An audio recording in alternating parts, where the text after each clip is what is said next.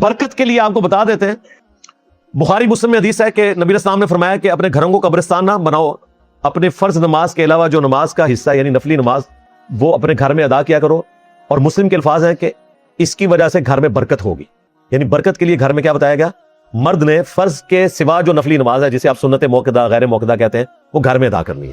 تو انشاءاللہ تعالی یہ وہ وظیفہ ہے جو صحیح مسلم میں رپورٹ ہوا ہے گھر میں برکت کے لیے.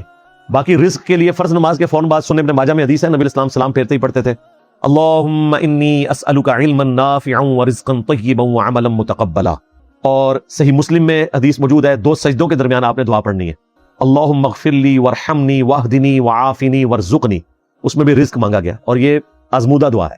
اور ایک ابو داؤد ترمذی میں جو مولا علی کو حضور نے سکھائی تھی قرض اتارنے کے لیے اور وہی آگے وہ وظیفہ بتاتے تھے نبی صلی اللہ علیہ وآلہ وسلم کا بتایا ہوا وظیفہ. اس میں میرے الگ سے کلپ بھی ہے قرض اتارنے کی دعا اللہم اکفنی بحلالک عن حرامک واغننی بفضلک عمن سواک. یہ وہ دعا ہے. تو یہ دعائیں ہیں چند ایک، یہ میں نے آپ کو بتا دی، آپ ان کے اوپر عمل کریں. باقی وہ جنرل وظیفہ تو ہے حسبنا اللہ ونعم الوکیل، یا حی یا قیوم برحمتک استغیث، لا الہ الا انت سبحانک انی کنت من الظالمین. یہ 3 وظائف ہیں.